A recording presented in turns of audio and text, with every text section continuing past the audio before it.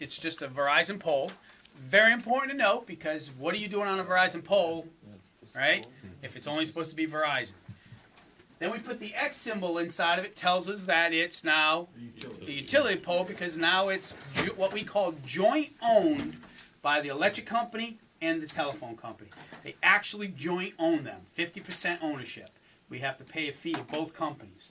So as soon as you see the X in there, you know that that is now a utility pole joint owned. So, very important information. Don't ever go up on a pole and work on it unless you know you have the license to be on there. You're going to be doing construction on new equipment. You might be out there on a pole that electric's up there, phone's up there, and we're not on there. We're not supposed to be on that pole until we have a license in hand. All right? It is a crime, federal offense. Basically, think about it, if you were a renter and you owned a house, somebody came in and decided to use the basement without paying for rent. No, it's trespassing, and you can get yourself in a lot of trouble for it. So, usually, if someone from Comcast tells you it's okay to go, they're lying to you. Ask for the license. Trust me, it's probably a good idea, unless it's from me. All right, then you're okay.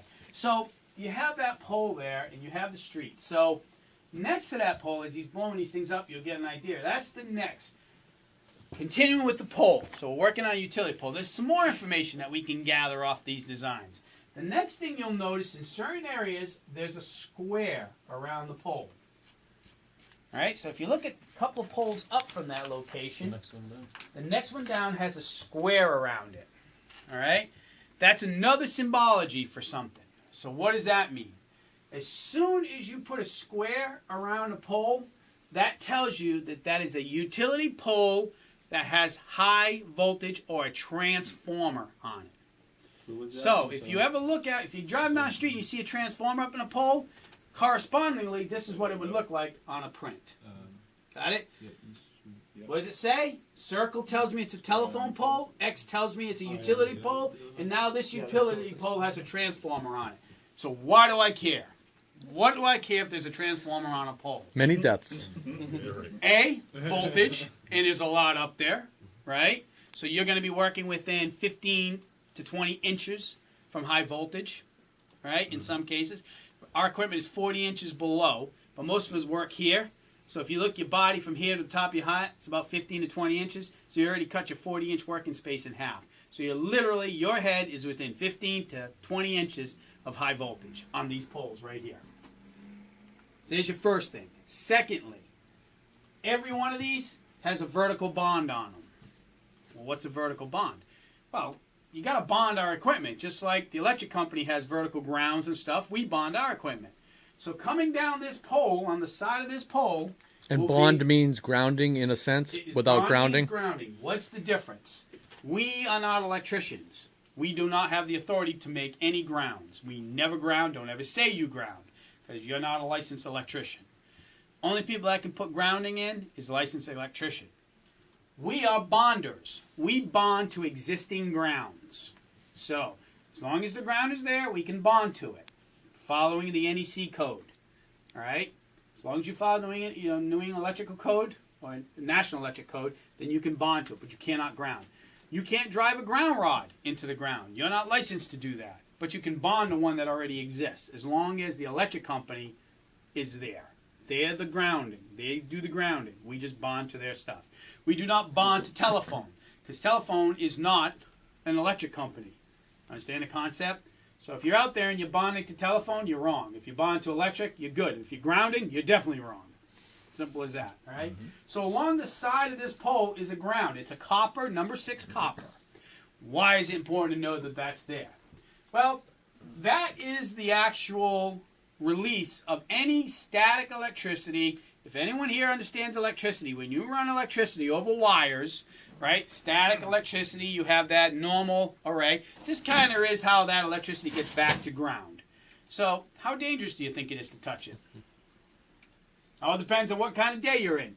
If there's a lot of lightning storms around, I would rather you not be anywhere near that. All right?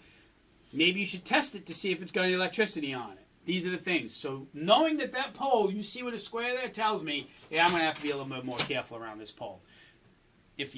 Stories, and we can all have cable stories, been here long enough. I can show you probably some of the burn marks I have from reaching around poles to gather some leverage, and that being live and just zap you right across your arm. Very dangerous if you're in a bucket truck. So just pay attention to that. The other thing is it's also where we keep the people that that don't have jobs. What they do is they cut that back about this height, right? So you want to make sure it's not cut. And trust me, 90% of them have been cut. Why they've been cut? Stealing the copper? Stealing the copper. That's copper. So they'll take that and just cut it. So the electric company has now gotten into actually not using copper anymore. They use it's like a copper clad. It really doesn't have any. But all the old stuff is still real copper. So you gotta do. So this is what tells me by looking at this symbol right here. I know by looking at that print without even going in the field what I'm going to be dealing with. Simple as that, right? Mm-hmm. So that's one of the many symbols that you can see down in that little block. All right. Also around that circle, and we're going to use that pole. Let's continue to look at that pole right there on that one there. Oh, it says 10-/2 there. All right. So also next to that pole is some great information for you, because I might say to you, I need that amp on pole number 10/2. Well, you need to know what the hell I'm talking about, right? So if you notice next to that amp, or next to that pole, I should say. The pole with the X on it? Nope, the one next to it, the first one, just the regular telephone utility pole, right? Yep. Without the transformer on it. Okay. You'll notice that there's a 10/2. What is that? Every single pole, anywhere, has numbers to them. There are two sets of numbers. One is, you know how many people own the pole? How many companies own the pole? One or two. One or two. Remember we said if it's an X, or if it's a circle, it's a telephone company. You'll see one set of numbers. But if there's an X in the middle of that, it tells me the electric company also owns it. So now I got two. So guess how many numbers you're going to see? And by the way, those two companies don't like to talk, so they're not numbered the same. So don't think 10-2. Yeah, no. It doesn't work that way. If you look at that number, you will see a 10-/2, right? And then directly below it, you'll see NT. See that? So this is where the argument comes in. Whoever the last person was at the pole that was doing the tagging number is the number on the top. How do you know which one that is? Why do you care? You don't care. You're just looking to figure out if you're at the right pole. Typically, it's the telephone company above the electric company, simply because they usually do a survey of their poles once a year. So usually it's them, but you can't go with that. So what this tells me is 10-2. This is a route number, and this is a pole number. So the first digits are route. Every pole on that street is going to stop with the number 10. All right? By the way, the top number is the telephone number. So we're talking telephone number. The second number, number 2, tells me pole number 2. So if you look at that right there, that pole is 10, right, over 2. Look at the pole with the square over it. What's that number? Does anybody know what that pole number is? Is that 3? It says 3. But it's assuming the 10 There's a dash. It's circle with a assuming 2. the 10. Yeah, Usually what they'll do is they try to put it on every pole, but they won't. but you're not. Somebody went out there and surveyed. The 10 got knocked off 15 years ago. All it is a number 3 on it. And over next -2. So if you don't know about the 10, you'd be confused with the pole numbers. So sometimes you have to go to the pole before it. Sometimes you have to do some moving around to know you're on the right pole. By the way, how important? If you splice the tap on the wrong pole because you looked at the wrong number, you're going to be bitched out heavily. All right? Because now we're going to go fix it. Right? So that's an important number. 10/2. What's the NT stand for? Well, if the top one's telephone, it means the bottom one is electric. NT stands for no tag. In other words, is there a number? Yes. Is it on the pole? No. Probably 50% of the poles out there do not have telephone numbers or have electric tags on them, unless they've recently been installed. As long as you got one of the two, you know you're at the right pole. All right? So in the case of this pole right here, 10/2, I know it's a joint pole. It has no transformer on it. I know the electric number is NT, and I'm pretty good with that, right? Next to that is an R with a circle around it. Anybody want to take a guess at what that stands for? So now we have an R over here written on the print. What's that stand for? See it right there next to the zero with a circle, or the circle with a zero in it? R stands for riser. What's that telling me? Guess what's there?